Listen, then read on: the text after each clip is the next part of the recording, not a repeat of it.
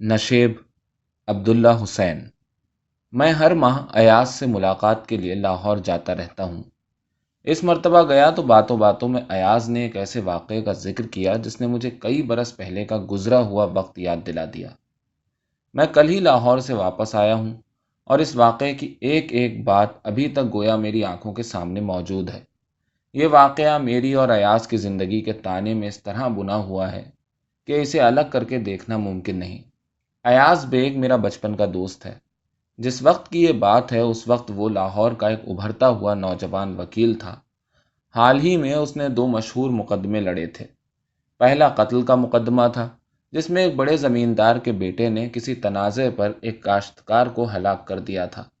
دوسرا سیاسی نوعیت کا مقدمہ تھا جس میں اغوا، رشوت، تشدد وغیرہ سب شامل تھے۔ ان مقدمات میں چونکہ بڑے بڑے بااثر لوگ ملوث تھے، اس لیے اخبارات میں ان کی خوب تشہیر ہوئی تھی۔ ہفتوں تک اوراق کے اوراق عدالتی کارروائی سے سیاہ ہوتے رہے۔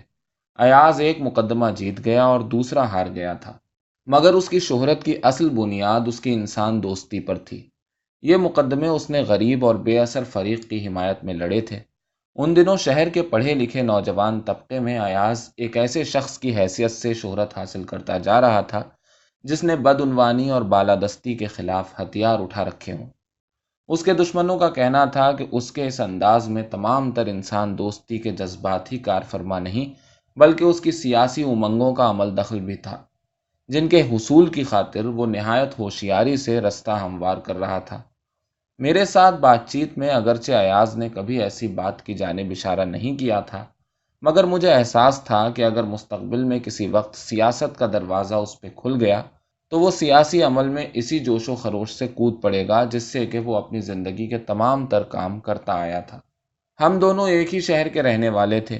ہم ایک ہی محلے میں پل کر بڑے ہوئے اور ایک ہی پرائمری اور ہائی اسکول میں تعلیم پانے کے بعد اپنے شہر کے انٹرمیڈیٹ کالج میں داخل ہوئے تھے۔ ایاز کی طالب علمی کا زمانہ عجیب طرح سے دھکے کھا کھا کر آگے بڑھا۔ 5ویں جماعت تک وہ کلاس کا سب سے نالائق لڑکا تھا۔ اس کو نہ پڑھنا لکھنا آتا تھا، نہ ہجے نہ پہاڑے۔ کبھی اس نے گھر کا کام نہ کیا تھا۔ ہر روز کلاس میں اسے مار پڑا کرتی تھی، مگر جوں ہی ہم نے 5ویں جماعت پاس کی اور اسکول بدل کر بڑے اسکول میں پہنچے، یوں معلوم ہوا جیسے ایاز کو پر لگ گئے ہوں۔ کہاں وہ کلاس میں سب سے پیچھے گھسٹتا چلا آ رہا تھا، کہاں اب وہ سال کے اندر اندر چوٹی کے لڑکوں تک پہنچ گیا۔ دیکھتے دیکھتے اس کی حیت بدل گئی، اس کے لباس میں صفائی اور ترتیب آ گئی، اس کے بال کنگھا کیے اور جوتے پالش سے چمکتے ہوئے ہوتے۔ ہم لوگ اس وقت 10-11 برس کے تھے، اور اس عمر میں بچے صرف ایک دوسرے کی جسمانی قوت سے مروب ہوتے ہیں۔ پھر بھی کلاس کے سب لڑکے ایاز کی اس آنن فانن تبدیلی پر حیران تھے۔ ایاز کی ترقی کی رفتار اگلے 3 سال تک اسی طرح قائم رہی۔ جب ہم 9ویں جماعت میں تھے تو اس کے والد کا اچانک انتقال ہو گیا۔ اس کے بڑے بھائی افتخار کو، جو اسی سال میٹرک پاس کر کے کالج میں داخل ہوا تھا، پڑھائی چھوڑ کر اپنے باپ کی چھوٹی سی کپڑے کی دکان سنبھالنا پڑی۔ ان کے باپ نے اپنے دونوں بیٹوں کو کبھی دکان کے کام میں نہیں لگایا تھا، یہاں تک کہ وہ ان کو دیر تک وہاں رکنے بھی نہ دیتا تھا۔ اس کی خواہش تھی کہ اس کے بیٹے تعلیم حاصل کر کے سرکاری نوکری کریں۔ جب افتخار نے دکان پر بیٹھنا شروع کیا تو اسے اس کاروبار کا کوئی تجربہ نہ تھا، چنانچہ ان کی آمدنی دن بدن کم ہونے لگی۔ اسی دوران میں ایاز نے اپنی پڑھائی سے لاپرواہی برتنا شروع کر دی۔ کلاس میں اس کی پوزیشن پھسلنے لگی اور استاد اس کے بارے میں فکر مند نظر آنے لگے۔ اس سال کی گرمیوں کی چھٹیاں مجھے اچھی طرح سے یاد ہیں، کیونکہ وہ ساری چھٹیاں میں نے افتخار اور ایاز کے ساتھ ان کی دکان پر گزاری تھیں۔ ایاز باقاعدگی سے ہر صبح اپنے بھائی کے ساتھ دکان پر چلا جاتا۔ میں بھی پڑھنے کا بہانہ کر کے کتابیں کاپیاں لے کر صبح ہی صبح ان کی دکان پر پہنچ جاتا۔ پھر ہم تینوں بیٹھے آپس میں باتیں کرتے رہتے۔ کبھی کبھار کوئی دیہاتی منڈی میں جنس بیچ کر یا کچہری میں کوئی مقدمہ بھگت کر واپس جاتا ہوا دکان خالی دیکھ کر اندر چلا آتا اور 2-4 گز چھینٹ یا کورا لٹھا خرید کر چلا جاتا۔ وہ گرمیوں کی چھٹیاں مجھے صرف ایک منظر کے حوالے سے یاد ہیں، گویا اس سارے موسم کا نچوڑ اس ایک جھلک میں ہے۔ یہ منظر اس چھوٹی سی کپڑے کی دکان کا ہے جس کے خانے کپڑے کے تھانوں سے خالی ہوتے جا رہے ہیں اور کوئی اس دکان میں نہیں آتا۔ صرف ہم 3 لڑکے اندر میلے پھولدار کپڑے کے فرش پر بیٹھے باتیں کر رہے ہیں۔ جب سہ پہر کے وقت تپش بڑھ جاتی تو افتخار اٹھ کر دکان کا سائبان نیچے کر دیتا اور چہرہ رومال سے ڈھک کر سر گاؤ تکیے پہ رکھ کر آنکھیں موند لیتا اور سوتے جاگتے میں بازو ہلا ہلا کر کاٹتی ہوئی مکھیوں کو اڑاتا رہتا۔ میں اپنی کاپی اور کتاب کھول کر اسکول کا کام ختم کرنے کی کوشش میں لگ جاتا۔ ان کی دکان کے بغل میں رسالوں اور کرائے کے ناولوں کی ایک دکان تھی۔ ایاز وہاں سے کوئی ناول مفت مانگ کر لے آتا اور اسے پڑھتا رہتا۔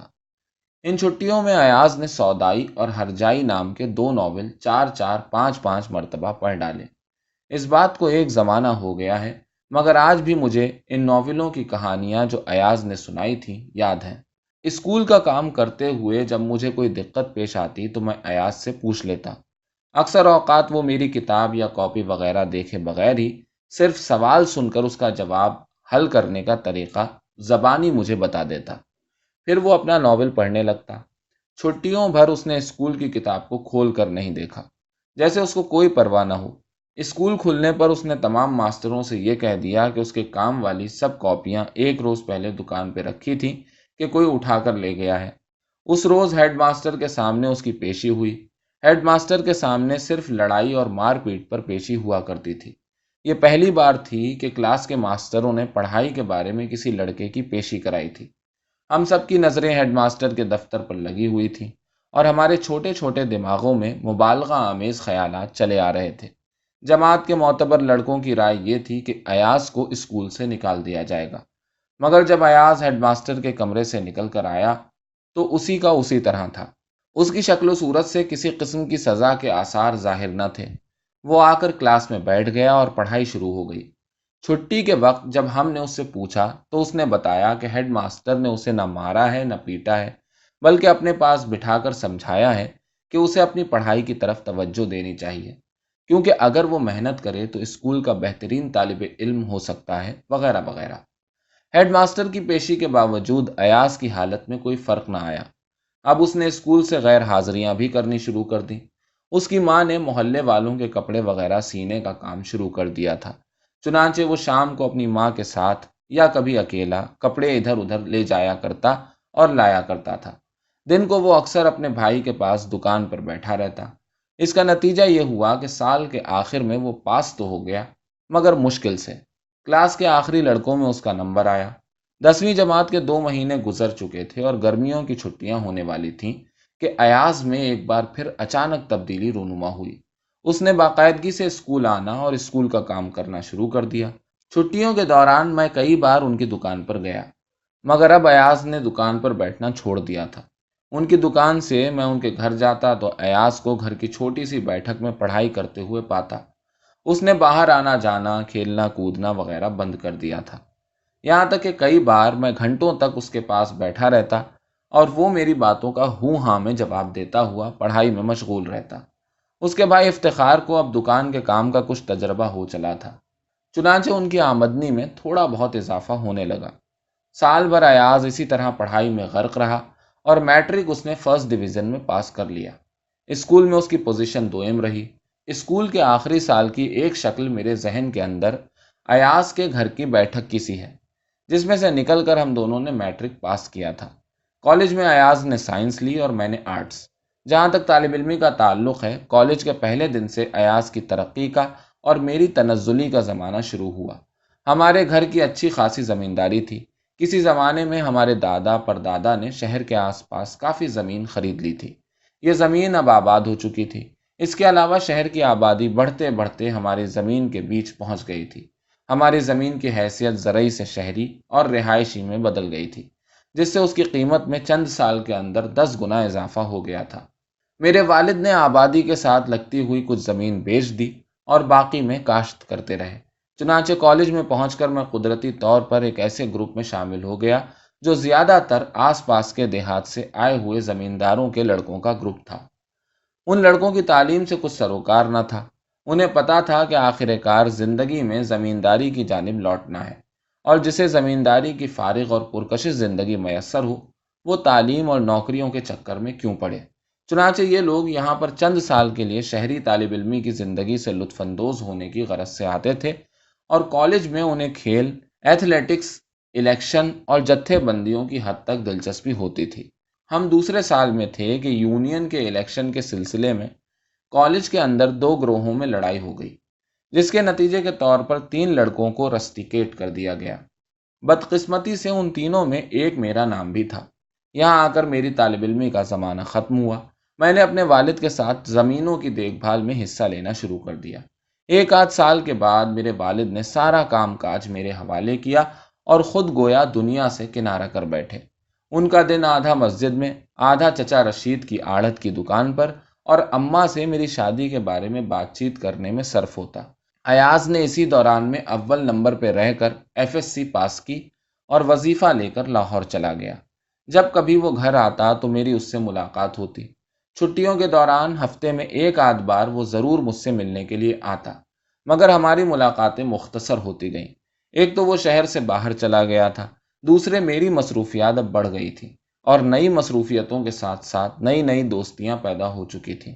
چنانچہ ہم دونوں کو اس بات کا علم تھا کہ ہماری زندگیوں نے مختلف رخ اختیار کر لیے ہیں۔ ہمارے درمیان اب وہ بات نہیں رہی۔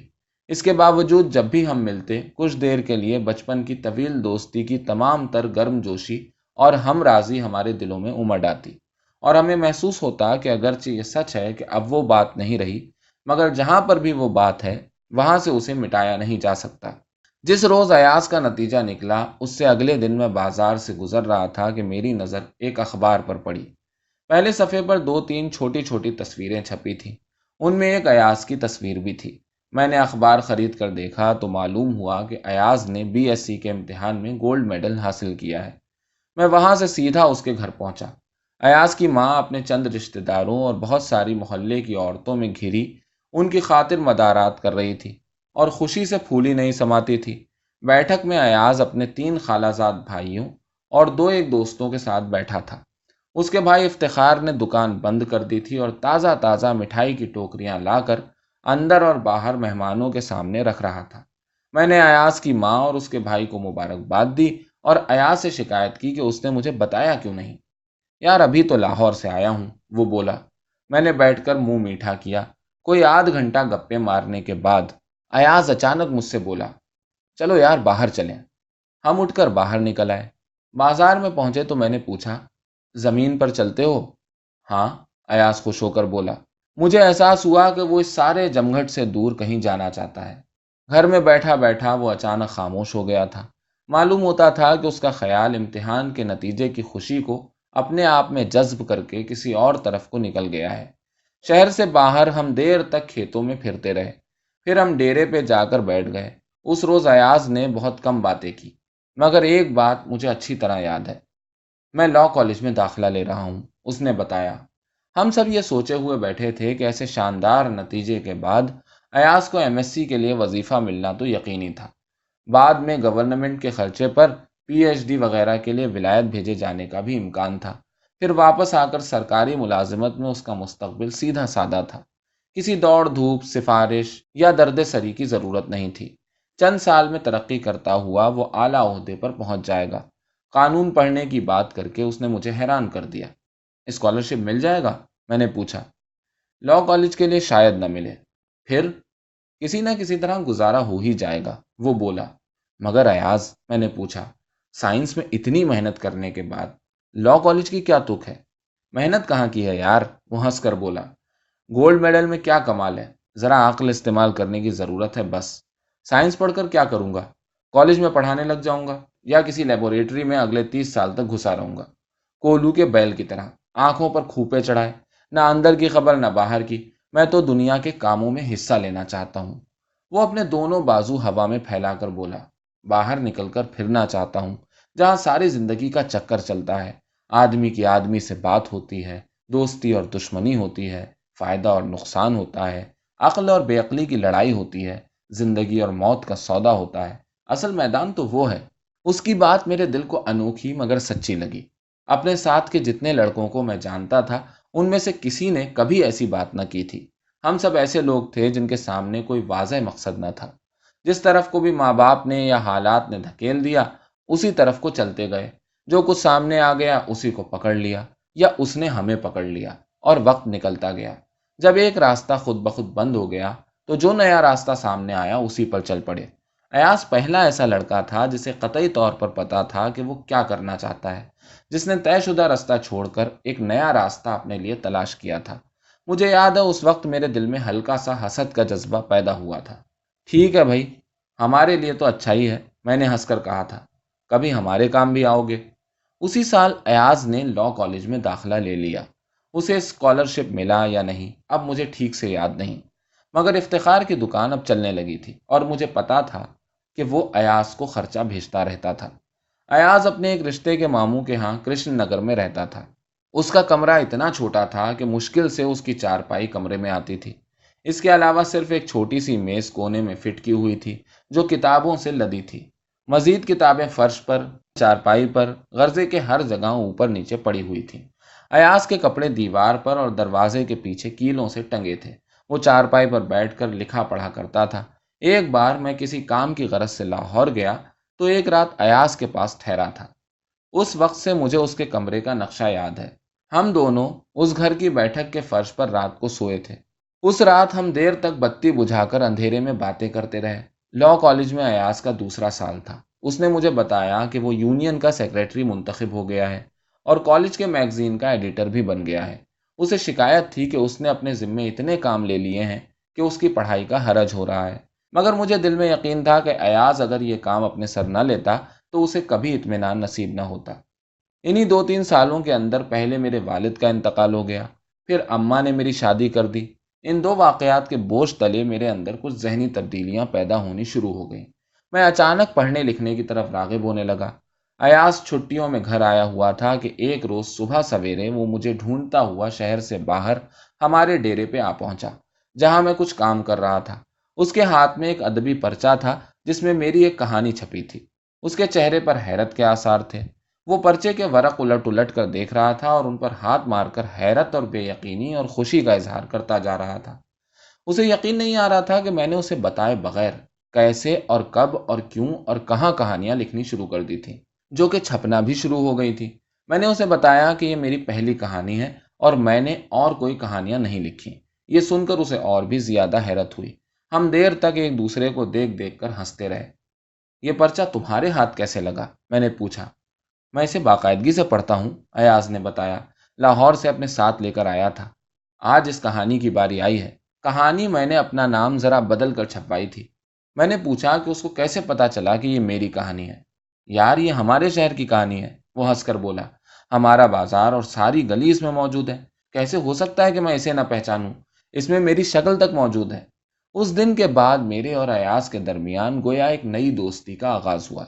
وہ جب بھی اپنے شہر کو لوٹتا تقریباً ہر روز مجھ سے ملنے کے لیے آتا۔ لاہور میں ہوتا تو ہفتے 2 ہفتے میں ایک بار خط لکھتا۔ یوں معلوم ہوتا تھا کہ اس نے میرے اندر ایک نیا آدمی دریافت کر لیا تھا جو اس کا بچپن کا دوست ہونے کے علاوہ اس کی جوانی کا ساتھی بھی تھا۔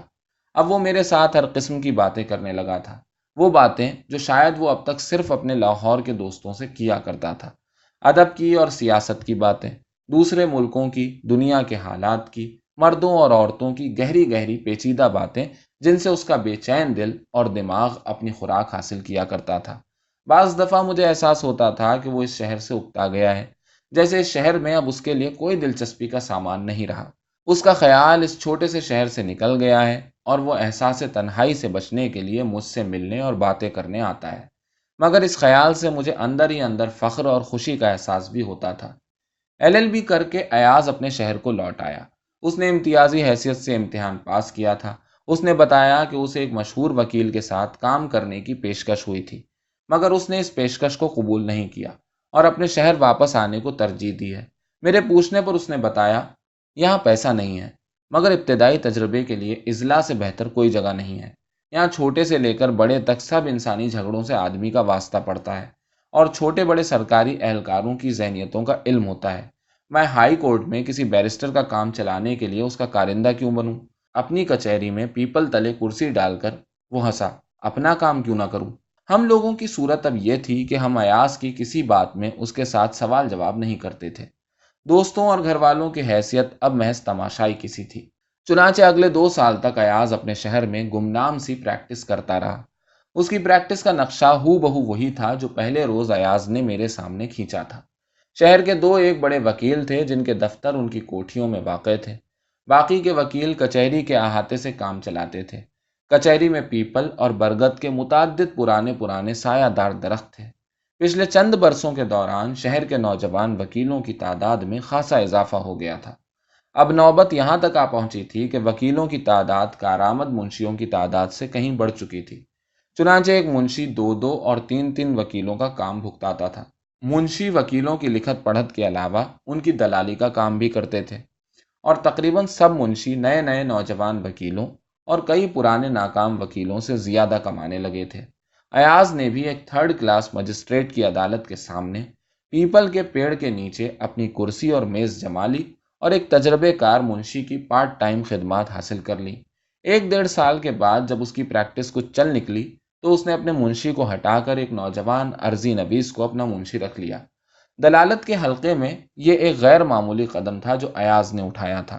اول تو عرضی نویس کو منشی، وکیلوں کے منشیوں کو دیہاتی لوگ عموماً وکیل صاحب کہہ کر مخاطب کرتے تھے، سے کم درجے کا کارندہ سمجھا جاتا تھا، اور کسی عرضی نویس کو منشی بننے کے لیے اس حلقے کی جانب سے سخت مزاحمت کا سامنا کرنا پڑتا تھا۔ دویم یہ کہ اس پیشے کے سربراہ یعنی وکیل حضرات بھی پیشوں کی اس تقسیم کو عین درست سمجھتے تھے۔ وہ اس میں ان کا براہ راست کوئی فائدہ یا نقصان نہیں تھا، مگر یہ وہ لوگ تھے جو اپنے پیشے کی روایات کے ساتھ سختی سے چمٹے رہنے میں ہی اپنی سلامتی سمجھتے تھے۔ قانون کی مذاکرہ خیز زبان پہ ایک نظر ڈالنے سے یا کسی وکیل کو قانون کی مین میخ نکالتے ہوئے سن لینے سے اس نقطے کی وضاحت ہو جاتی ہے۔ اکثر اوقات معلوم یہ ہوتا ہے کہ قانون دان انصاف کے بجائے قانونی شقوں کے محافظ بنتے جا رہے ہیں۔ ایاز اس وقت بھی قانون کے دائرے کے اندر رہ کر ان چھوٹی موٹی روایتوں کو توڑتا رہتا تھا۔ منشی کے بارے میں اس کا کہنا تھا کہ ایک نوجوان آدمی کو لے کر خود اس کو کام سکھلانا کسی گھاگ منشی پر انحصار کرنے کی نسبت ہر حال میں بہتر ہے۔ انہی دنوں میں نے شہر سے باہر زمین کے خطے پر اپنے لیے نیا مکان بنوانا شروع کر رکھا تھا۔ میرا زیادہ تر وقت وہیں پر صرف ہوتا تھا، مگر کبھی کبھی مجھے کسی دوست یا واقف کار کی خاطر کچہری جانا پڑتا تو میں وقت نکال کر ایاز سے ملنے چلا جاتا۔ اس کی کرسی عموماً خالی ہوتی، وہ تمام دن عدالتوں میں مصروف رہتا تھا۔ ایسے موقعوں پر میں ایاز کی کرسی پر بیٹھا منشی سے گپیں لگاتا رہتا۔ ایاز ایک عدالت سے فارغ ہو کر آتا تو 5-10 منٹ میرے پاس بیٹھ کر اٹھ جاتا اور اگلے مقدمے کو نمٹانے چلا جاتا۔ میرے کام کے سلسلے میں اگر اس کی مدد کی ضرورت ہوتی تو وہ ساتھ چل کر کام کروا دیتا۔ دو ایک اور وکیلوں سے بھی میری واقفیت تھی۔ کچہری میں ان سے ملاقات ہو جاتی تو وہ اکثر مجھ سے کہتے، چودھری تم لوگ تو عیش کرنے کے لیے پیدا ہوئے ہو، باپ دادا کی کمائی تمہاری 3 پشتوں کے لیے کافی ہے۔ ہماری طرف دیکھو، روزگار کے لیے تحصیلداروں کی عدالت میں جوتیاں چڑھاتے پھرتے ہیں۔ ایاز میرا بچپن کا دوست تھا، مگر اس نے مذاق میں بھی مجھ سے کبھی ایسی بات نہ کی تھی۔ اس کے اندر رشک یا حسد نام کا کوئی جذبہ موجود نہ تھا۔ اسے دیکھ کر احساس ہوتا تھا کہ اس شخص کا مقام کہیں اور ہے، اس کی نگاہ اس کی نظر سے کہیں دور جاتی ہے۔ کبھی کبھی اتوار کے روز وہ اپنی فائلیں وغیرہ اٹھا کر باہر میرے ڈیرے پر آ نکلتا۔ جب وہ آتا تو اس کے پاس اپنی فائلوں کے علاوہ عموماً کسی ادبی پرچے کا نیا شمارہ ہوتا۔ وہ دن بھر چارپائی پر بیٹھا یا لیٹا اپنا کام کرتا اور میں رسالہ پڑھتا رہتا۔ بیچ بیچ میں ہم اٹھ کر کھاتے پیتے، باتیں کرتے اور کھیتوں میں گھومنے کے لیے چلے جاتے۔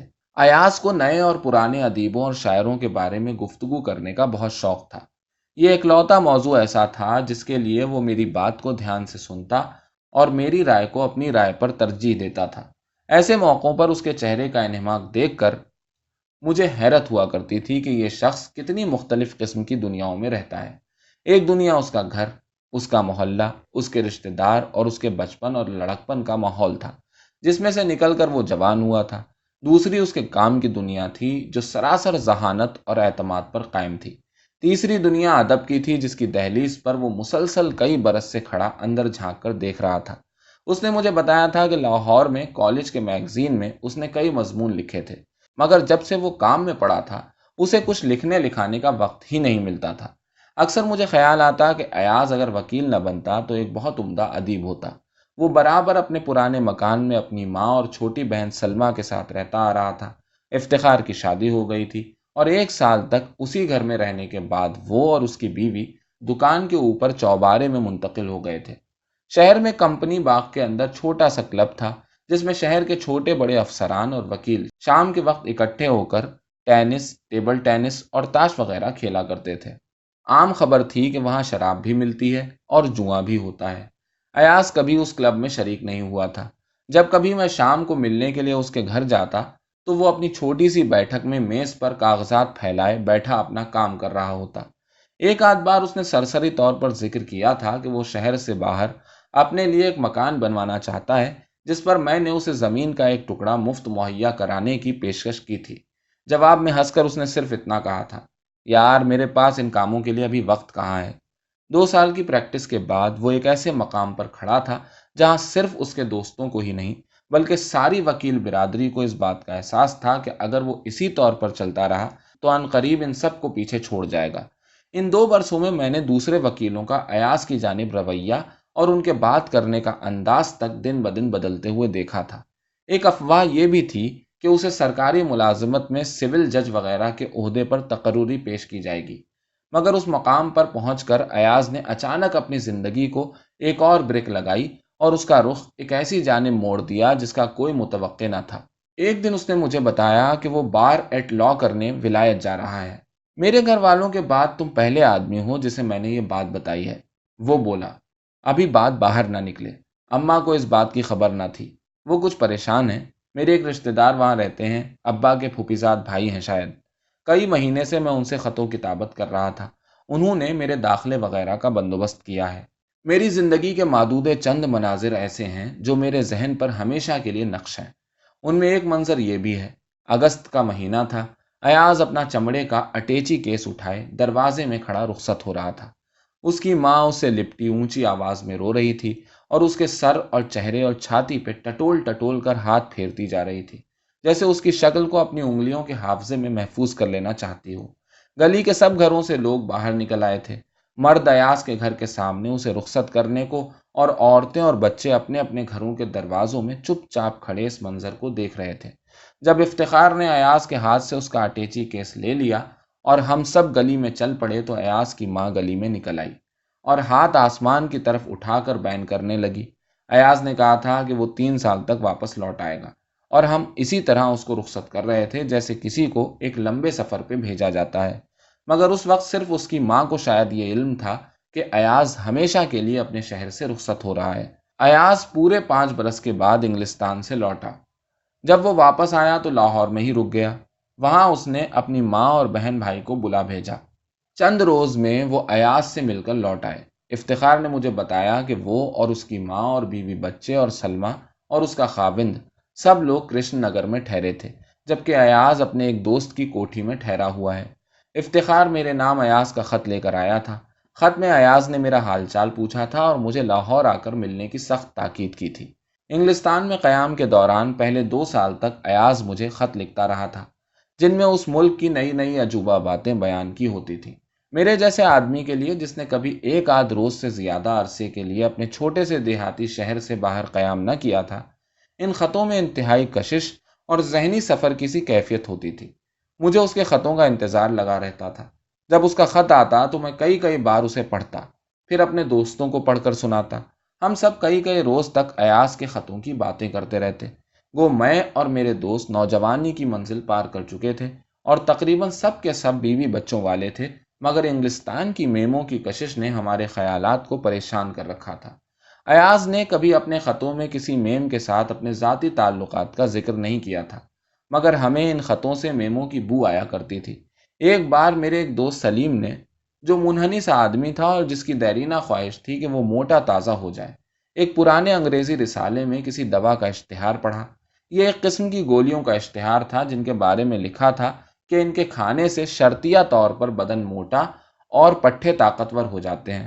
سلیم کے اصرار پر میں نے ایاز کو لکھا کہ اگر وہ یہ گولیاں خرید کر بھیج سکے تو اس کی مہربانی ہوگی، اور یہ کہ دوا کی قیمت سلیم افتخار کو دے دے گا۔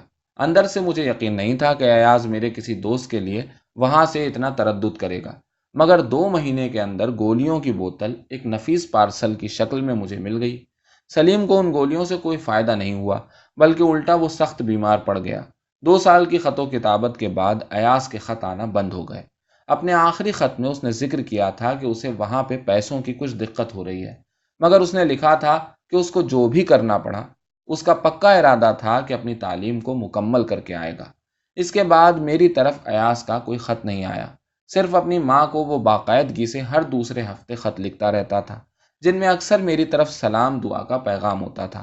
چنانچہ جب میں اس سے ملنے کے لیے لاہور پہنچا تو میرے دل میں کئی قسم کے ملے جلے خیالات تھے۔ مجھے یقین تھا کہ ایاز بہت حد تک بدل چکا ہوگا۔ اس خیال کو تقویت اس سے بھی ملی تھی کہ اس نے اپنے گھر تک آنا گوارا نہیں کیا تھا، بلکہ لاہور ہی میں رک گیا تھا۔ مگر جب میرا ایاز سے آمنا سامنا ہوا تو یہ سارے خیالات میرے ذہن سے رفع ہو گئے۔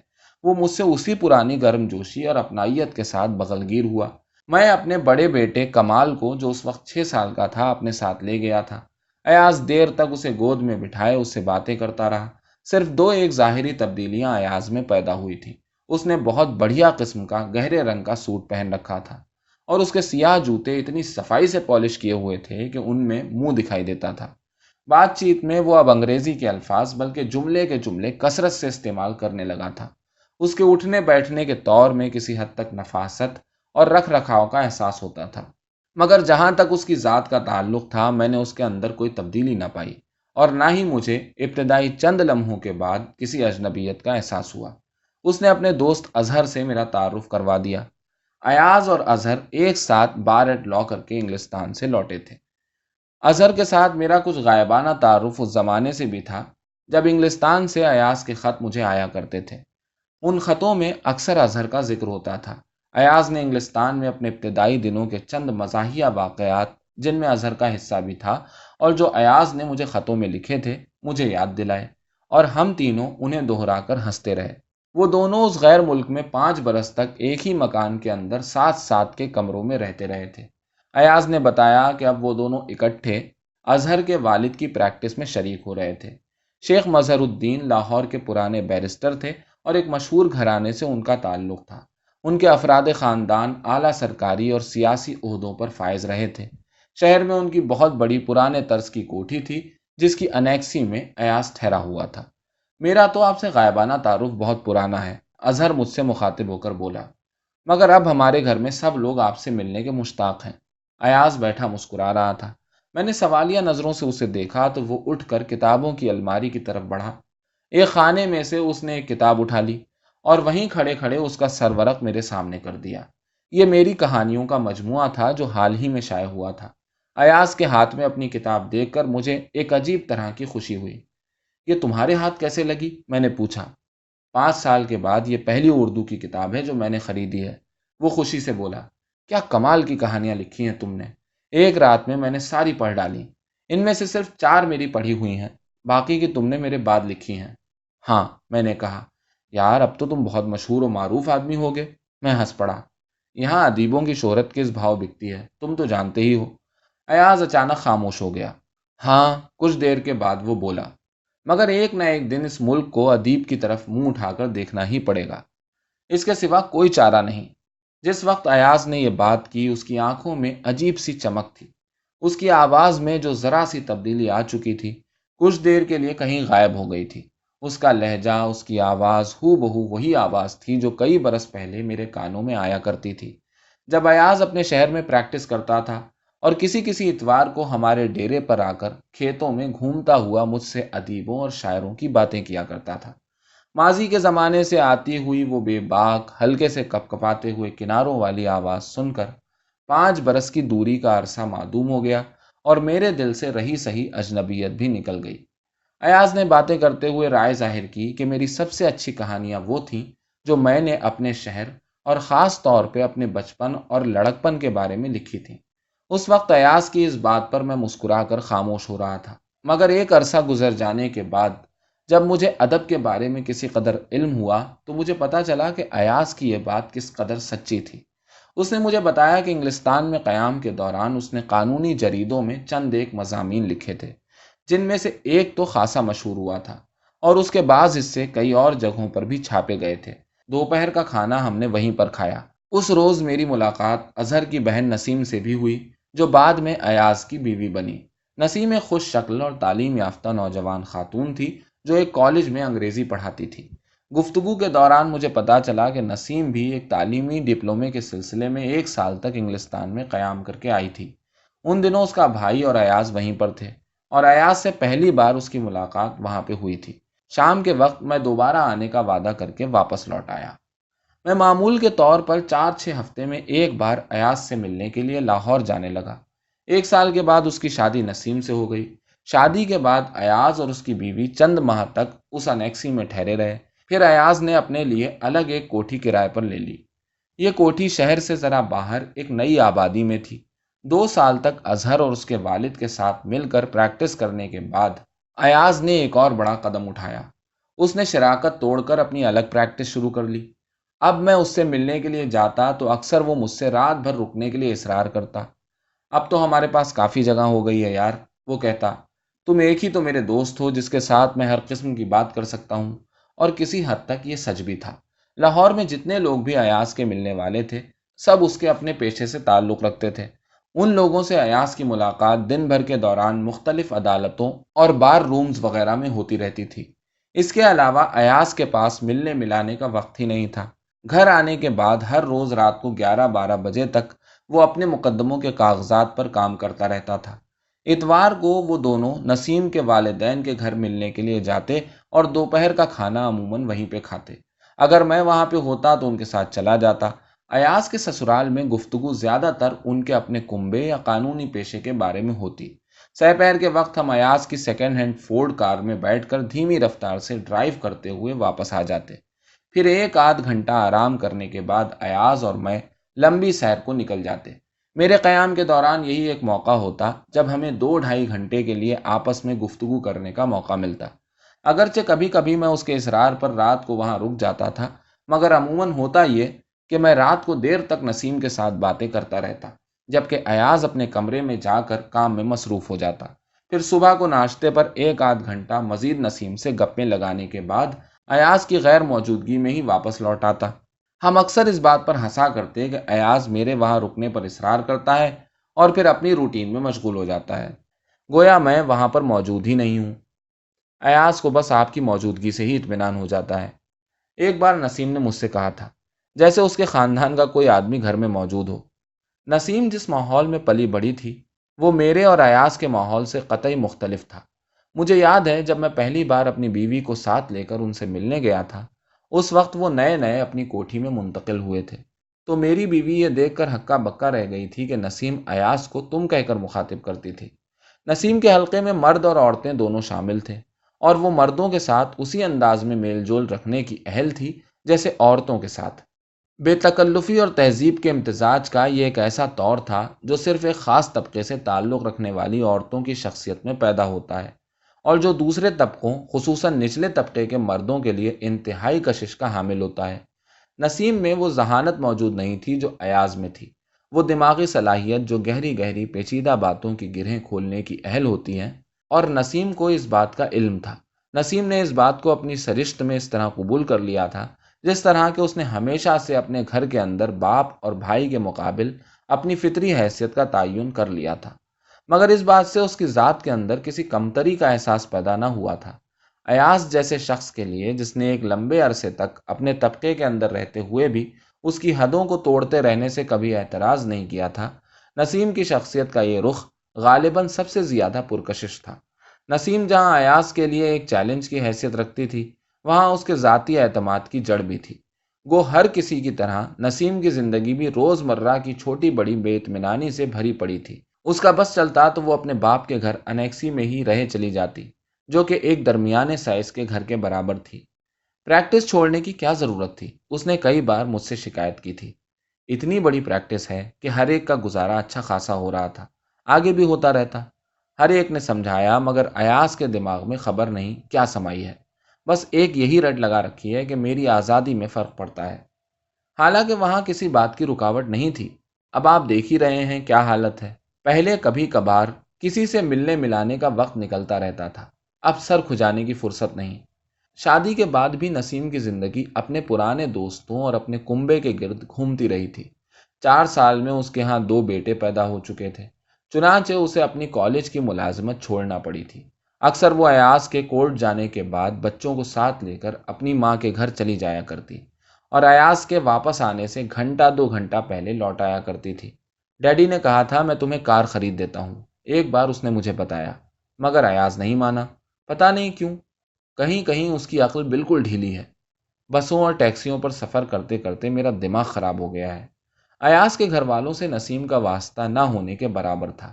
کہا جاتا ہے کہ ایسے حالات بیویوں کے لیے نہایت تسلی بخش ہوتے ہیں، مگر نسیم کے لیے، جسے دیکھ کر احساس ہوتا تھا کہ اس عورت کی زندگی میں ایسی چھوٹی چھوٹی باتوں کی کوئی اہمیت نہ تھی، یہ بات ناخوشی کا باعث ہو سکتی تھی۔ ایاز کی ماں بیمار رہنے لگی تھی اور افتخار دکان کا چوبارہ چھوڑ کر اپنی بیوی بچوں کو ماں کی دیکھ بھال کے لیے گھر لے آیا تھا۔ سلمہ اپنے خاوند کے پاس تھی، جو جہلم میں ایکسائز کے محکمے میں ملازم تھا۔ ایاز ہر مہینے 2 مہینے کسی اتوار کو چند گھنٹے کے لیے اپنی ماں سے ملنے آ جایا کرتا، اور گو ہر بار وہ ماں کو اپنے ساتھ لے جانے پر زور دیتا اور ہر بار یہ کہتا کہ اس کی بیوی کی بھی خواہش یہ ہے کہ اس کی اماں لاہور آ جائیں تاکہ ان کا مناسب علاج ہو سکے۔ میرے دل میں ہمیشہ یہ شبہ رہا کہ اس نے کبھی فیصلہ کن انداز میں ماں کو اپنے ساتھ لے جانے پہ اصرار نہیں کیا تھا۔ صرف ایک عید کے موقع پر افتخار، اس کی بیوی اور ماں 3 دن کے لیے ایاز کے گھر گئے تھے۔ وہ عید ایاز نے اپنے سسرال کے بجائے اپنے گھر پہ کی تھی۔ ایاز کی ماں وہاں سے اپنی بہو کی تعریفیں کرتی اور اسے دعائیں دیتی ہوئی لوٹی تھی۔ نسیم نے مجھ سے کئی بار ذکر کیا تھا کہ اس کا جی چاہتا ہے کہ ایاز کی ماں 2-4 مہینے کے لیے ہی صحیح ان کے پاس آ کر ٹھہرے، مگر ایاز کی ماں بضد تھی کہ وہ اپنے شوہر کے گھر سے مردہ ہو کر ہی نکلے گی۔ ایک بات بہرحال مسلم تھی، نسیم ایک بار بھی ہمارے شہر نہیں آئی تھی۔ 4-5 برس کی آزاد پریکٹس کے بعد ایاز کے رہن سہن میں کچھ تبدیلیاں پیدا ہونی شروع ہو گئیں۔ ایاز کی زندگی نے اب تک کئی رخ بدلے تھے، مگر ہر ایک موڑ پر یہ محسوس ہوتا تھا کہ یہ اس کا برسوں پہلے کا مقرر کیا ہوا رخ ہے اور وہ اپنے پروگرام کے عین مطابق چل رہا ہے۔ اس بار بات مختلف تھی۔ اب جو تبدیلیاں اس کے ڈھنگ میں آ رہی تھیں، ان کے بارے میں یہ کہنا مشکل تھا کہ اس کے اپنے ارادے کا نتیجہ تھیں یا کہ بدلتے ہوئے حالات کے مطابق خود بخود رونما ہو رہی تھیں۔ ایاز اب 36 برس کا ہونے لگا تھا اور گو اس کی جسمانی صحت بدستور قائم تھی، اس کی شکل و صورت پر اس طویل محنت کے آثار ظاہر ہونا شروع ہو گئے تھے۔ ہو سکتا ہے کہ ایک روز صبح سویرے کسی خیال میں غرق وہ شیف کے لیے شیشے کے سامنے پہنچا ہو اور ایک لمحے کے واسطے حیران رہ گیا ہو کہ یہ کون ہے جس کا چہرہ کچھ مانوس لگتا ہے۔ اگرچہ زیادہ قرین قیاس بات یہ معلوم ہوتی ہے کہ اپنی سرشت کے مطابق اب وہ اس روز مرہ کے کام سے کچھ اکتاتا جا رہا تھا اور اس کے خیال میں نہ آ رہا تھا کہ اب کیا کرے، گویا اپنے پروگرام کے اختتام کو پہنچ چکا ہو۔ بے شک اس عمر میں وہ سب کچھ ایاز نے حاصل کر لیا تھا جس کے لیے کوئی بھی کامیاب آدمی عمر بھر محنت کرتا ہے۔ اس نے وہ کوٹھی جس میں وہ کرائے پر رہتا تھا اس کے مالکوں سے خرید لی تھی۔ گھر میں آسائش کی تمام جدید اشیاء مہیا تھیں۔ اپنے لیے اس نے نئی کار خرید لی تھی اور پرانی نسیم کو دے دی تھی۔ ٹیلی فون موجود تھا، خانسامہ، بیرا، آیا اور ایک مالی گھر میں ملازم تھے۔ اس کی پریکٹس عروج پر تھی اور اب اس نے گھر پر کام کرنا کافی حد تک کم کر دیا تھا۔ دفتر میں اس کے 2 جونیئر بہت ہوشیار اور محنتی وکیل تھے جو مقدموں کی بریف تیار کرتے اور چھوٹی عدالتوں میں ابتدائی کارروائیاں نپٹاتے تھے۔ ایاز اب صرف سیشن یا ہائی کورٹ میں مقدموں کے دلائل پیش کرتا تھا۔ گھر میں صرف کرنے کے لیے اب پہلے کی نسبت کافی وقت میسر تھا۔ ان کے 2 پیارے بچے تھے اور آپس میں میاں بیوی کی زندگی نہایت خوش باش اور متوازن تھی۔ ان کے پاس کسی شے کی کمی نہ تھی۔ اگر کہا جائے کہ ایاز اس وقت اپنے تمام تر مقاصد حاصل کر چکا تھا تو غلط نہ ہوگا، مگر اس وقت مجھے کیا پتا تھا کہ اس کی زندگی کا اصل دور ختم نہیں بلکہ اب شروع ہونے والا تھا۔ ایاز اور نسیم نے اب لوگوں سے ملنا ملانا شروع کر دیا تھا۔ ایسے لوگوں کی کمی نہ تھی جو ان کے دوستوں کے حلقے میں شامل ہونے کے خواہش مند تھے۔ ہفتے میں 2-3 بار چند دوست یا تو ان کے گھر میں اکٹھے ہوتے اور رات کا کھانا عموماً ساتھ کھایا جاتا، یا ایاز اور نسیم کسی کے گھر ملنے کے لیے جاتے۔ دونوں اپنے دوستوں کے چناؤ میں خاصے محتاط تھے۔ زیادہ تر ملنے والے ایاز کے اپنے پیشے سے تعلق رکھتے تھے۔ اس کے ہم عمر بیرسٹر اور وکیل جن کے پہلو بہ پہلو ایاز برسوں سے کام کرتا آیا تھا، چند ایک نوجوان وکیل تھے جن کی ذہانت اور سنجیدگی سے متاثر ہو کر ایاز نے انہیں اپنے حلقے میں شریک کر لیا تھا، مگر آہستہ آہستہ ان کے ملنے والوں میں کئی ایسے لوگ بھی شمار ہونے لگے تھے جن کا تعلق زندگی کے دوسرے شعبوں سے تھا۔ کچھ عرصے سے ایاز نے انگریزی اخباروں میں انٹرنیشنل لا وغیرہ کے موضوعات پر مضامین لکھنے شروع کر دیے تھے۔ چنانچہ اب اس کی مجلس میں ایسے لوگ بھی دکھائی دینے لگے تھے جن کا ایک قدم اخبار نویسی یا تعلیم و تدریس میں اور دوسرا قدم ادب و سیاست میں تھا۔ اب جب کہ اس بات کو قریب قریب 20 برس کا عرصہ گزر چکا ہے، مجھے یہ تسلیم کرنے میں آر نہیں کہ اس زمانے میں ایاز اور نسیم کو اپنے دوستوں میں گھرا ہوا دیکھ کر ایاز کو ہنستے اور محظوظ ہوتے ہوئے، اور نسیم کو بڑے اعتماد سے ان کے بیچ چلتے پھرتے، کھانے پینے کا بندوبست کرتے اور اپنی دلکشی سے سب کو مسحور کرتے دیکھ کر کئی بار میرے دل میں حسد کا جذبہ پیدا ہوا تھا، حالانکہ میرے ساتھ ایاز اور نسیم کے سلوک میں ذرہ برابر فرق نہ آیا تھا۔ بہرحال جوں جوں وقت گزرتا گیا، میرے دل سے اس قسم کے خیالات رفع ہوتے گئے۔ کسی آدمی کی زندگی کے بارے میں یہ اندازہ لگانا کہ کس نقطے پہ پہنچ کر اس کا ایک دور ختم اور دوسرا شروع ہوا، ایک مشکل کام ہے۔ لیکن اب میں 20 برس کے اس طویل فاصلے سے اس وقت پر نظر ڈالتا ہوں تو ایک معمولی سا واقعہ میرے ذہن میں آتا ہے، جس کے بارے میں کہا جا سکتا ہے کہ یہ ایک ایسا مقام تھا جو ایاز کی زندگی میں غالباً سنگ میل کی حیثیت رکھتا ہے۔ گرمیوں کا موسم تھا، میں اس اتوار کو ایاز سے ملنے لاہور گیا ہوا تھا۔ باہر اتنی تپش تھی کہ ایاز اور نسیم نے اس روز معمول کے مطابق نسیم کے والدین کے گھر جانے کا خیال ترک کر دیا، اور ہم نے گھر پہ ہی دوپہر کا کھانا کھایا۔ کھانے کی میز پر ہم دیر تک پنکھے کے نیچے بیٹھے ادھر ادھر کی باتیں کرتے رہے۔ جب ہم وہاں سے اٹھے تو ایاز نے مجھ سے کہا، میں تمہیں ایک مضمون دکھانا چاہتا ہوں۔ چند منٹ کے بعد وہ اپنے کمرے سے ہاتھ میں چند ٹائپ شدہ اوراق لیے برآمد ہوا اور مجھے پکڑاتے ہوئے بولا، یہ میں نے لکھا ہے، اسے پڑھو۔ میں ایاز سے وہ کاغذات لے کر اپنے کمرے میں چلا آیا۔ ایاز نے پہلے کبھی مجھے اپنا کوئی مضمون نہ دکھایا تھا، نہ ہی مجھے کبھی ان کو پڑھنے کی خواہش ہوئی تھی۔ اول تو یہ مضمون خالصتاً قانونی نکتوں سے متعلق ہوتے تھے، دوسرے دقیق قسم کے قانونی لہجے میں لکھے ہوئے ہوتے تھے، جس میں جگہ جگہ پر مختلف تعزیرات، قوانین اور ان کی متعدد شقوں کے حوالے ملتے تھے۔ مگر اس مضمون کو میں نے جیسے ہی پڑھنا شروع کیا، پڑھتا چلا گیا۔ مضمون انسانی حقوق کے بارے میں تھا، اور وہ نہایت مدلل طور پر تیار کیا گیا تھا اور قانونی حوالوں سے بھرا پڑا تھا، مگر طرز تحریر ایسا تھا کہ اس سے قانونیت کے لہجے کی بو نہ آتی تھی۔ سیدھے سادے عام فہم انداز میں بتایا گیا تھا کہ کیسے انسانی حقوق کے تحفظ کا قانون تمام ملکوں پر لاگو ہوتا ہے۔ مضمون اس چابک دستی سے تیار کیا گیا تھا کہ عام فہم ہونے کے باوجود اس حد تک وزنی تھا کہ اس پر کسی قسم کی شرانگیزی کا الزام لگانا دشوار تھا۔ پھر بھی وہ سن 58 کے آخری دنوں کا زمانہ تھا اور ہمارا ملک ایک نازک دور سے گزر رہا تھا۔ جب چائے کے وقت پر ایاز سے میری بات ہوئی تو میں نے ان خطرات کی جانب اشارہ کیا۔ اسی وقت میں تو ایسے مضمون کی ضرورت ہے، ایاز جوش سے بولا۔ پہلے میں نے کیوں اس موضوع پر نہیں لکھا؟ فکر کی کوئی بات نہیں، میں نے کسی گورنمنٹ ایجنسی پر یا حکومت کی پالیسیوں پر براہ راست کوئی حملہ نہیں کیا۔ ہاں، بین السطور جن باتوں کی طرف اشارہ کیا ہے ان کا نوٹس اگر لیا جاتا ہے تو بسم اللہ، یہی میرا مقصد ہے۔ تم ذرا اس کا اردو میں ترجمہ کر دو۔ میں نے نسیم کی طرف دیکھا۔ میرا خیال تھا کہ وہ اپنے شوہر کو اس سلسلے میں کوئی غیر محتاط قدم اٹھانے سے باز رکھنے کی کوشش کرے گی، مگر نسیم خاموش رہی۔ میں نے 3 دن لگا کر بڑی محنت سے اس مضمون کا ترجمہ کیا۔ تقریباً 2 ہفتے کے بعد یہ مضمون ایک ہی روز کے انگریزی اور اردو اخباروں میں چھپ گیا۔ جو خوشی مجھے یہ تحریر پڑھ کر ہوئی، اس کا مقابلہ میں صرف اس خوشی سے کر سکتا ہوں جو مجھ کو اپنی پہلی چھپی ہوئی کہانی دیکھ کر ہوئی تھی۔ میں نے دونوں اخباروں میں سے تراشے کاٹ کر اپنے پاس رکھ لیے۔ یہ تراشے آج بھی میرے پاس موجود ہیں۔ اگلی ملاقات پر ایاز نے مجھے بتایا کہ خلاف امید سرکار میں اس کی پیشی ہو گئی تھی۔ چیف سیکرٹری نے اسے بلا بھیجا تھا۔ پھر اس ملاقات کے چند روز کے بعد گورنمنٹ ہاؤس کی ایک تقریب میں اسے مدعو کیا گیا، جہاں پر گورنر نے، جس سے ایاز کی پہلے کبھی ملاقات نہیں ہوئی تھی، اسے اس طرح مخاطب کیا جیسے اس کو ذاتی طور پر جانتا ہو، اور چلتے چلتے 2 باتیں کرتا گیا تھا۔ ان دونوں ملاقاتوں میں ایاز کو نہ کوئی سرزنش کی گئی، نہ کسی کام سے روکا گیا۔ صرف اتنا کہا گیا کہ گورنمنٹ یہ توقع رکھتی ہے کہ ملک کے ذہین لوگ اپنے ٹیلنٹ کو مثبت کاموں میں صرف کریں گے۔ اس کا نتیجہ یہ ہوا کہ ایاز نے کچھ عرصے تک اخباروں میں لکھنا بند کر دیا، یا اخباروں نے اس سے کنارہ کشی کر لی، مگر اس وقت کے بعد سے اس کے کام کی نوعیت یکسر بدل گئی۔ مجھے یاد ہے کہ ایک دفعہ میں اس سے ملنے گیا ہوا تھا کہ اس کے گھر پر ہی اس بات پر بحث کرتے کرتے ایاز اور اس کے سسر کے درمیان اچھا خاصا جھگڑا ہو گیا تھا۔ ایاز کی پریکٹس کا رنگ تیزی سے بدلتا جا رہا تھا۔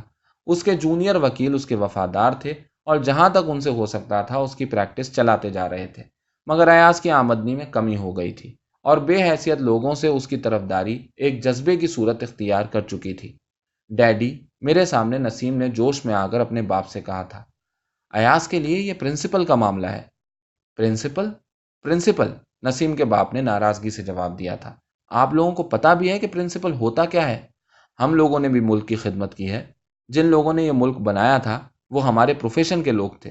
خدا کے بندے، تم نے عمر بھر میں ایک ٹریننگ حاصل کی ہے، دماغی ڈسپلن سیکھا ہے۔ جو کام بھی کرو ڈھنگ سے کرو، اپنے ڈسپلن کی مدد سے کرو۔ یہ کیا کہ میونسپل کمیٹی کے ممبر کی طرح جو بھی آیا اسی کے ساتھ ساتھ اٹھ کر کورٹ میں جا پہنچے۔ تم نے کس کا ووٹ لینا ہے؟ بہرحال ڈیڈی، آپ ایاز کے کام میں دخل نہ دیں۔ نسیم نے غصے میں آ کر بات ختم کر دی تھی۔ میرے علم میں یہ پہلا موقع تھا کہ نسیم نے کسی بات میں اپنے باپ کے مقابل ایاز کی حمایت کی تھی۔ 2-4 مہینے ایسے آئے جبکہ مجھے خود بھی یہ ڈر پیدا ہونے لگا کہ ایاز اپنے جوش و خروش میں شاید اپنا نظم و ضبط ہاتھ سے کھو بیٹھا ہے۔ اوپر نیچے اس نے کئی مقدمے معمولی فیس پر لیے، لڑے اور جیتے۔ ایک بار اس نے مجھ سے ذکر کیا کہ اسے گورنر کی طرف سے ایک پیغام ملا ہے۔ بوجھو کیا؟ وہ مسکراتے ہوئے بولا۔ کیا؟ میں نے پوچھا۔ اسسٹنٹ ایڈوکیٹ جنرل کے عہدے کی پیشکش ہوئی ہے۔ پھر؟ میں نے سانس روک کر سوال کیا۔ ہاں ہاں، اس نے قہقہا لگایا۔ آ گئے نا تم بھی دھوکے میں؟ بھائی، یہ رشوت دی جا رہی ہے۔ میں آتا ہوں ان بھڑووں کے چکر میں۔